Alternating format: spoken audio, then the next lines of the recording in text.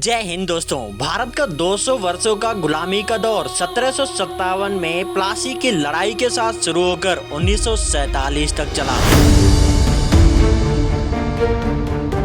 Business के बहाने आई east India company ने फूट डालो राज करो नीति, स्ट्रॉन्ग टेक्नोलॉजी और स्थानीय राजाओं की कमजोरी का फायदा उठाकर भारत की राजनीतिक और आर्थिक सत्ता पर कब्जा कर लिया, जिसके बाद भारत आर्थिक रूप से निचोड़ दिया गया।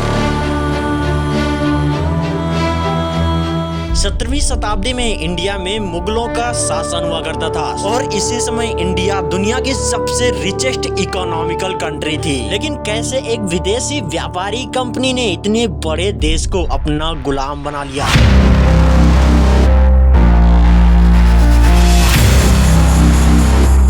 ये कहानी है फूट, विश्वासघात और आधुनिक हथियारों की। सन 1615 में थॉमस रा ने जहांगीर से व्यापारिक रियासतें ली। शुरुआत में उनका उद्देश्य केवल मसाला, नील और कपड़े का व्यापार था, लेकिन मुगलों की केंद्रीय शक्ति कमजोर होते ही कंपनी ने किले बंदी शुरू कर दी और अपनी निजी सेना में काफी ज्यादा बढ़ोतरी कर ली। 1757 में प्लासी का युद्ध इंडिया के लिए काला दिन था। रॉबर्ट क्लाइव ने मीर जाफर के साथ साजिश रची, बंगाल के नवाब सिराजुद्दौला को हरा दिया। जिसके बाद 1764 में बक्सर के युद्ध ने अंग्रेजों को बंगाल, बिहार और अवध का दीवान बना दिया, जिसके बाद अंग्रेज कर वसूलने लगे। अब सत्ता के साथ पैसा भी अंग्रेजों के पास था। 1857 में पहली बार इंडिया ने एकजुट होकर विद्रोह किया, लेकिन यह प्रयास असफल रहा। इसका परिणाम यह हुआ कि कंपनी का शासन खत्म हुआ और अब भारत सीधे ब्रिटिश ताज के अधीन आ गया। Queen's Victoria Bharat